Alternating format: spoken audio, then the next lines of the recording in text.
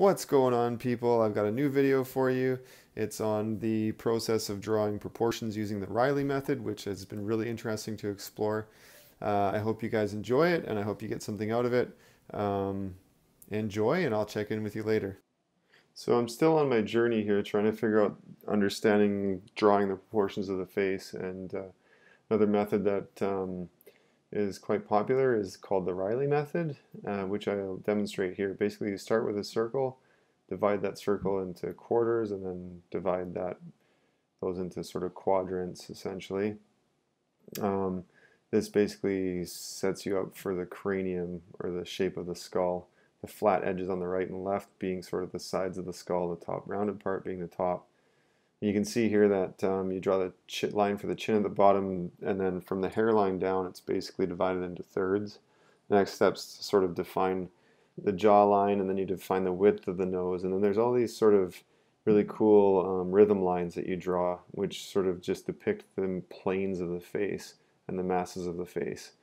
I'm not going to go into detail about which one, like all of them. If you want, you can watch this video and deconstruct it. There's also a number of really solid videos on YouTube that walk you step by step through this process. But I found that this is a really cool, interesting method. It does give you quite a solid face in terms of proportions.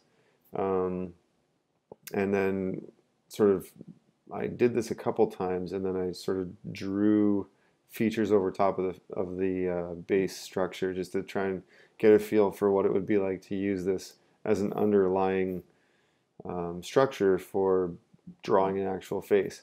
And it's become clear to me that now that I'm starting to understand proportions a little bit better, I need to work on understanding how to render the planes of the face and the masses of the face.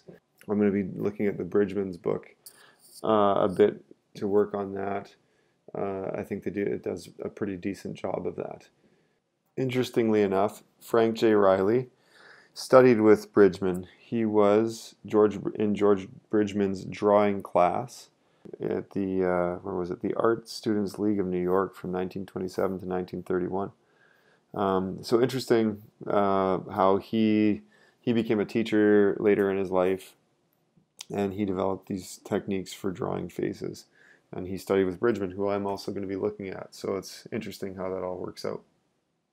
So I'm using the Reilly method here to build the base structure of the face, and then trying to render different facial features over top of that underlying structure. And I found that it was quite successful in terms of building the general structure of a face. I find that what happens, I mean, these are all from no reference, so this is just out of my head, and what happens is my faces end up looking the same.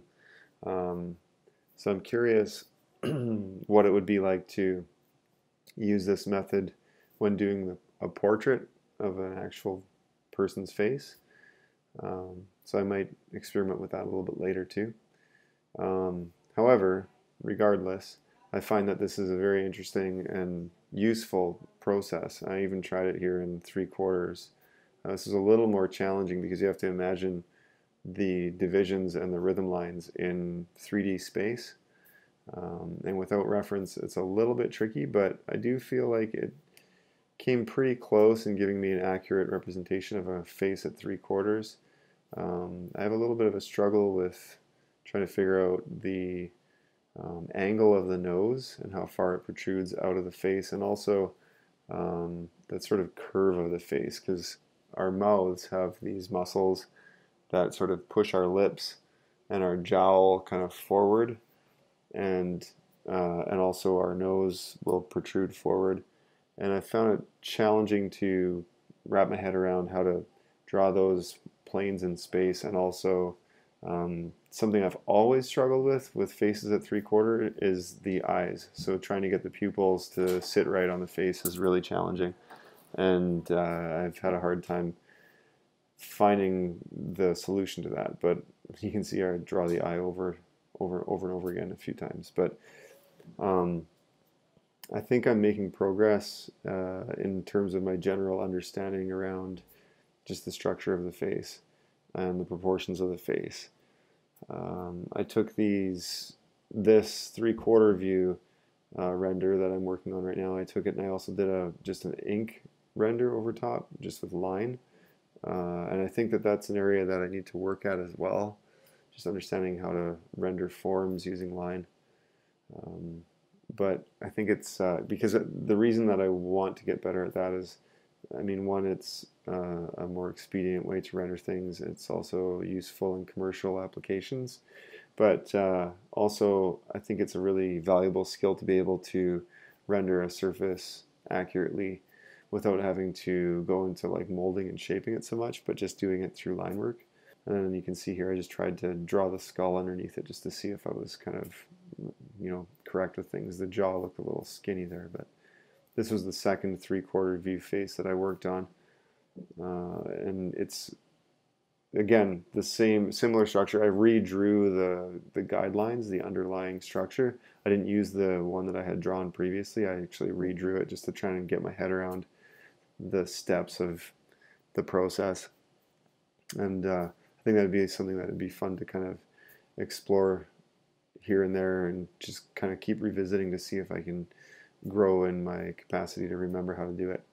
So then you can see the two sort of ink faces side by side here that I completed using this method. And you can see like there's definitely like different features to them, but they still feel similar. And I think that's just my own tendencies coming through in terms of the way that I finish things. So I am really happy with where I'm at right now. I feel like I'm making progress in my understanding, and I'm content with where these ones finished at. There's things that are obviously not correct about them that need to be improved, but I feel like I'm making progress, and that's, I think, the most important thing. My understanding is growing, and I'm enjoying the process of learning and of applying myself to try and increase my knowledge. I hope that you guys, as you're watching these videos, are getting something out of it, and I hope that it's encouraging you to do some learning on your own too. Thanks a lot, guys, for checking it out. So I'm going to be trying to make my YouTube channel a little bit more accessible. I'm going to be asking you, if you'd like, you can click one of the links on screen to watch a video that you haven't seen.